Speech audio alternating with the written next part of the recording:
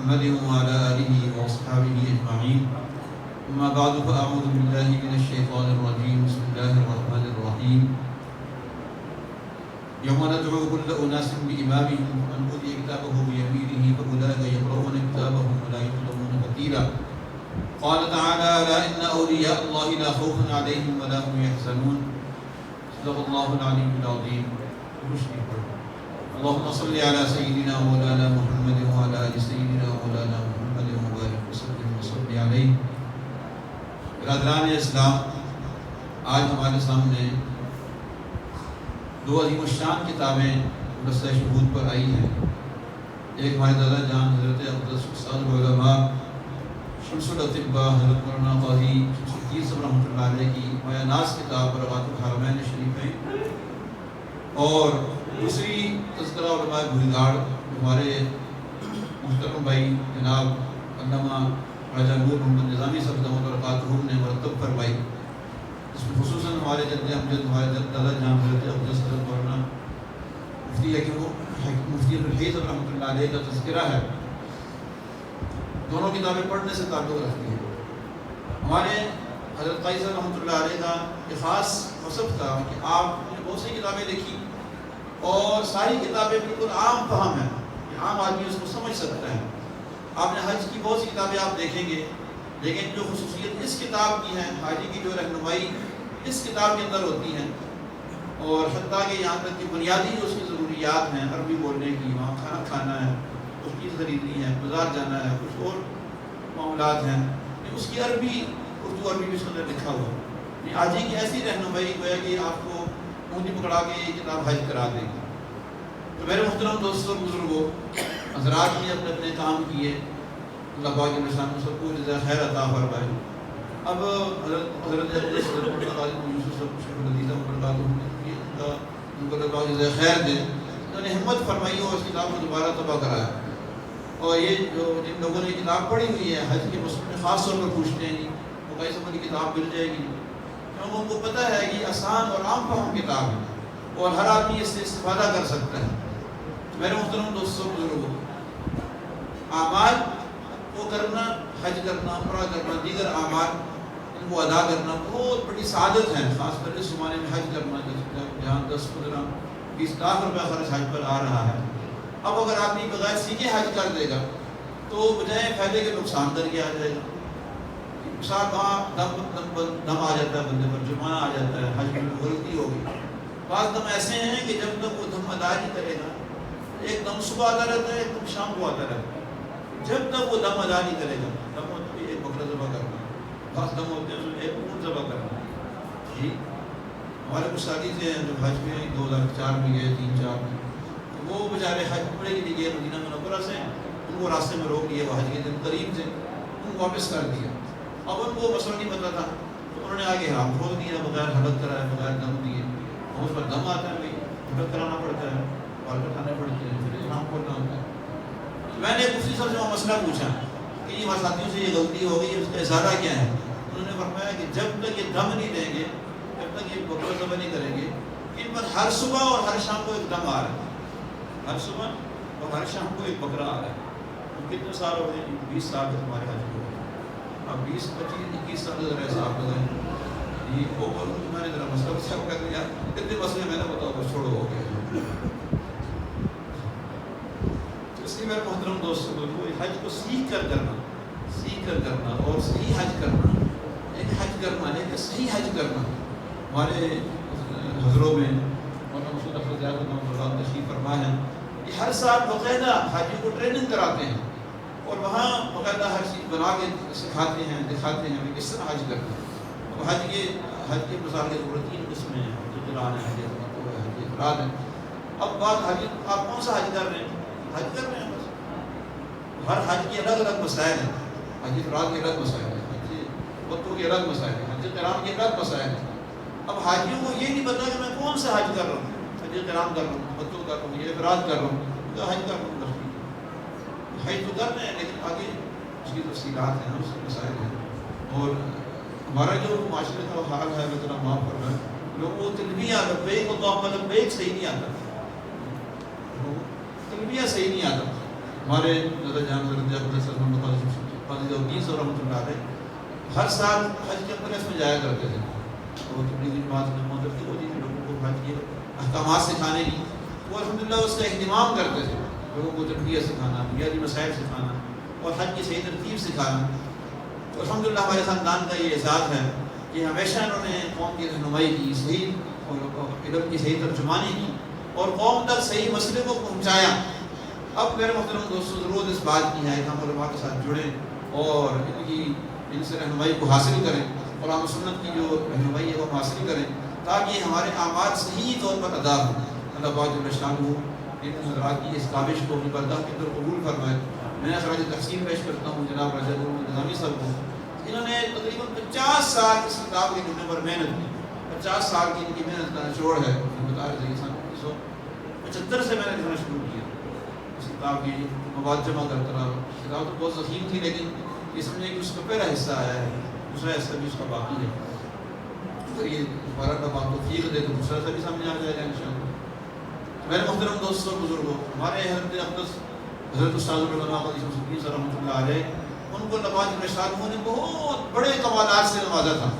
ہمارے خاندان کے اندر جو حکمت چل رہا ہے, علم کا سلسلہ ہے اور حکمت کا سلسلہ ہے, حکمت کا سلسلہ بھی ایسے تھا کہ وہ لوگوں کو تبلیغ کا ذریعہ تھا, یعنی وہ پیسے کمانے کا ذریعہ نہیں تھا.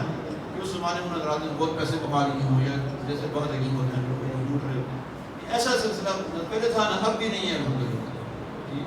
بعض بات تو ہم جب حساب کرتے ہیں تو جو ہم لوگوں سے دوائی کی قیمت لے رہے ہوتے ہیں اس دوائی کی قیمت بھی پوری نہیں ہوتی.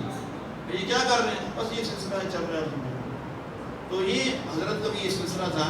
ٹیکسلا کے اندر دخانہ بنایا, اس کا نام ہی تبلیغی دخانہ تھا تاکہ لوگ عیسائیوں کے پاس نہ جائیں. عیسائی تو بغیر تبلیغ کرتے تھے اپنے مذہب کی, عیسائیت کی. تو حضرت بھائی چھوٹی چھوٹی جو دعائیں ہیں لوگ وہاں باہر سے ہی خرید لیں. جی کسی کو سر درد ہے, بخار ہے, زکام ہے, یہ چھوٹی چھوٹی جو ضروری یاد ہے باہر ہی پوری ہو جائے, عیسائیوں کے پاس نہ جانا پڑے. پھر حضرت نے وہاں کافی کتابیں بھی لکھی, عیسائی بھی لکھی. تو یہ ساری زندگی کا سلسلہ تھا اور اللہ پاک جل شانہ نے ان کو پوری عامہ اور تمام نصیب فرمائی. اس زمانے میں 88 میں حضرت نے انتقال ہوئے. اس زمانے میں تبلیغ میں 10 سفر کیے ہوئے, 10 ممالک میں سفر کیے ہوئے. جب یہ تبلیغ کبھی اتنا یعنی سلسلہ نہیں تھا جیسا اب ہے ماشاء اللہ. میرے محترم دوستوں, وہ دور دراز کے ممالک میں ہم جب سودان میں گئے جماعت کے ساتھ, مجھے جمعرات کا دن تھا تو مجھے ساتھیوں نے کہا کہ آپ کو سودان کے جو امیر صاحب مرکز کے ڈاکٹر صاحب بہت بتا رہے ہیں. میں پریشان ہو گیا یار, میرا دن سودان میں تھی, بیان کر رکھنا وہاں پر ابھی بھی بیان کرنا پڑتا ہے, مشکل ہوتا ہے. جب میں گیا تو کہنے لگے قاضی صاحب الدین, قاضی شمس الدین, یہ دونوں میرا دوست ہے, یہ دونوں میرا دوست ہے. ادھر آ گیا, دونوں ادھر آ گیا, سودان میں آ گیا. وہ پھر ہم ادھر چلا گیا, ایئرپورٹ حضرت بھی آیا تھا ان کو چھوڑنے کے لیے. تو قاضی شمس الدین صاحب بھی ہمارے ساتھ, اصل طلباء انہوں نے وہاں پڑھایا ہمیں. ایئرپورٹ پر حضرت جی مولانا حسن رحمۃ اللہ علیہ تبلیغی جماعت کے تیسرے امیر تھے, ان کو حضرت نے وہاں نماز پڑھائی قاضی صاحب رحمۃ اللہ علیہ. اور میرے محترم دوستوں بزرگوں, نوجوان ساتھی جو بیٹھے ہوئے ہیں, ان کی معلومات کے لیے میں عرض کروں کہ حضرت کا جب انتقال ہوا, اچانک انتقال ہو گیا. سب نے دنیا سے جانا ہے, لیکن خوش قسمت ہیں وہ لوگ جو تیاری کر کے جاتے ہیں. قاضی صاحب رحمۃ اللہ علیہ اور خوش قسمت ترین لوگوں میں سے تھے جو اپنی مکمل تیاری کر کے گئے, اپنے ذات راہ, اپنے ذات آخرت کو ساتھ دے کر گئے. جب حضرت کا انتقال ہوا, میں اس وقت گھر پڑتا تھا, وہ ہمیں لینے کے لیے وہاں گیا. جی بھائی وہاں پڑھتے تھے, میں وہ لے کر آئے. وہاں پتہ چلا کہ کیسا انتقال ہو, بیٹھ کر مانا نہیں تھا. تو ہم یہاں پر آئے اور جنازہ جب یہاں سے نکلا تو بڑے بڑے بانس باندھے گئے, بڑے بڑے حضرات بیٹھے, بڑی بڑی, یعنی میں نے بڑی کوشش کی کہ میں تھوڑا کندھا دے دوں, جنازے کو ہاتھ لگا دوں. مجھے اتنا موقع ملا کہ میں بس اس بانس سے نا انگلیاں لگا سکوں. اتنی زیادہ رش تھی اور اتنا زیادہ وہ ازدحام تھا کہ یہ سارا روڈ بھرا ہوا تھا. اور پھر کالج کے اندر جب جنازہ ہوا تو حضرت حجی نواز رحمۃ اللہ علیہ تبلیغی جماعت کے پاکستان کے امیر سے وہ تشریف لائے, بڑے بڑے علماء تشریف لائے پورے پاکستان سے, اور تبلیغی سارے بزرگ تشریف لائے. قاضی حضرت مولانا حسین الدین صاحب رحمۃ اللہ علیہ, مولانا احسان اللہ صاحب, مولانا محمد احمد صاحب رحمۃ اللہ علیہ, دیگر حضرات. قاضی حاجی وہاب صاحب رحمۃ اللہ علیہ جو روزانہ ہزاروں لاکھوں لوگوں سے خطاب کرنے والے, ہزاروں مجمع جن کے سامنے ہر وقت موجود رہتا تھا, میں ان کی بات سے سنا رہا ہوں کہ ان کی بات معتبر ہے. اب میں کہوں کہ یہ مجمع 1000 آدمی کا بیٹھا ہوا ہے جی, تو میرا اندازہ غلط ہو سکتا ہے. لیکن جو لوگ روزانہ ایسے مجمع کو دیکھتے ہیں وہ کہیں گے نہیں جی تو 250 آدمی ہیں, 1000 نہیں. تو حاجی صاحب رحمۃ اللہ علیہ ہمارے بڑے بھائی ہیں، حضرت الدین صاحب بیمار ہیں، اللہ ان کو صحت دے، حضرت کا تعلق تھا. انہوں نے فرمایا کہ میں نے حضرت لاہوری کے جنازے میں شرکت کی ہے. لاہوری رحمۃ اللہ علیہ تفسیر ہے، لاہور شہر بہت بڑا ہے. یہ حسنمدار آج جتنا ہے سن 88 میں اس کا آدھا بھی نہیں تھا، آدھے سے بھی کم تھا، گاؤں کی طرح ہی تھا حسنمدار. فرمانے لگے کہ میں نے حضرت لاہوری کے جنازے میں شرکت کی ہے اور میں نے حسنمدار میں حضرت قائد صاحب رحمۃ اللہ علیہ کے جنازے میں شرکت کی ہے. حضرت قائد صاحب کا جنازہ لاہوری کے جنازے سے بڑا تھا. یہ کون کہتے ہیں؟ وہ آدمی جو روزانہ لاکھوں لوگوں کو دیکھتا ہے، لاکھوں کے اجتماع سے خطاب کرتا ہے. تو وہیں کالج میں سے جنازہ ہوا تو آگے چلے اور آگے چلے گی اور آگے چلے گی، تفصیل تک پہنچ گئے. آپ رات میں 2 سروروں نے تو کالج کا گراؤنڈ بھی نہیں دیکھا ہوگا. میری شادی جو کالج سے ہوئی ہے، وہ کالج میں وہ جا رہا تھا تو کالج کی پٹلی طرف نا وہ گھوڑے رکھے ہوئے تھے، وہ چل رہے تھے. میں نے اپنے ان سے کہا بھائی سے، بھائی یہ گھوڑے کے بچے کس لیے رکھے ہوئے ہیں؟ بڑا کرتے ہیں، خیر بچے نہیں ہیں، بہت بڑے بڑے گھوڑے، یہاں سے بچے نظر آ رہے ہیں. کالج کا گراؤنڈ اتنا بڑا ہے کہ یہاں سے دوسرے کنارے میں گھوڑے ایسے نظر آ رہے تھے، چھوٹے چھوٹے گھوڑے کے بچے ہوں. اور جب ہم ان کے قریب گئے تو بہت بڑے بڑے گھوڑے تھے. اتنا بڑا گراؤنڈ تھا. بھائی صاحب رحمۃ اللہ علیہ نے فرمایا ہم نے اس کی کیا وجہ ہے کہ بھائی صاحب کا جنازہ اتنا بڑا، اتنی قبولیت اتنی مقبولیت نظر کو عطا فرمائی. اس لیے علماء فرماتے ہیں، امام احمد بن رحمۃ اللہ علیہ فرمایا کرتے تھے کہ ہمارے حق پر ہونے کی گواہی ہمارے جنازے دیں. ہم دیکھتے ہیں قاضی قاسم صاحب رحمۃ اللہ علیہ کا جنازہ ہو کتنا بڑا تھا، والدہ صاحبہ کا جنازہ ہو کتنا بڑا تھا. لوگوں کو کون بلا کے لاتا ہے؟ کون مکرائے بھائی کبھی آج کوئی مرا نہیں جنازہ پڑھو. ابھی کچھ اس طرح میں ہمارے جیسے جان ورنہ شاہنامہ صاحب رحمۃ اللہ علیہ فوت ہوئے تو بھوئی گاڑ کی تاریخ کا سب سے بڑا جنازہ. اور ابھی چند مہینے پہلے قاضی بکر صاحب رحمۃ اللہ علیہ فوت ہوئے علی پور میں، بہت بڑا جنازہ اللہ تعالیٰ کو بھی عطا فرمایا. تو ہمارے بھائی صاحب نے کہا جی کہ اور مجھے سمجھ نہیں آتی یہ بات تھی کہ بھائی صاحب رحمۃ اللہ علیہ لوگوں کے جنازے میں بہت شرکت کرتے تھے، ہر جگہ جاتے تھے. جہاں پتہ چل جاتا کوئی فوت ہوا ہے گاؤں دیہات میں تو عثمان لوگ پیدل جاتے تھے، گاڑیاں بھی نہیں ہوتی تھی، کوئی سائیکل کسی کے پاس بہت بڑی بات ہے، تو پیدل حضرت چل کے جایا کرتے تھے اور جنازوں میں شرکت کیا کرتے تھے. بھائی صاحب رحمۃ اللہ علیہ نے فرمایا بس انہیں یہی بات ہے، وہ جو لوگوں کے جنازے پڑھتے تھے نا اس کی برکت سے اللہ نے کو یہ اعزاز بخشا کہ ان کا اتنا بڑا جنازہ ہوا. میرے محترم دوستوں بزرگوں جو لوگ دین کی محنت کرتے ہیں، دین کے لیے اپنے آپ کو کھپاتے ہیں، دیکھیں حضرت یوسف رحمۃ اللہ وبرکاتہ میں دیگر بھائی ہیں، سب کو دین پڑھنے پر لگایا، سب کو دین پڑھایا، قرآن کا حافظ بنایا، عالم بنایا. بعض دن حضرات ہمت کی، حکمت بھی پڑھ لی، سکول طالب علم پڑھ لی، پاس دیا. تو جن لوگوں نے اپنے آپ کو چھپایا اس چیز میں ان کو اللہ پاک دنیا کے اندر بھی نوازتے ہیں اور آخرت کے اندر بھی نوازتے ہیں.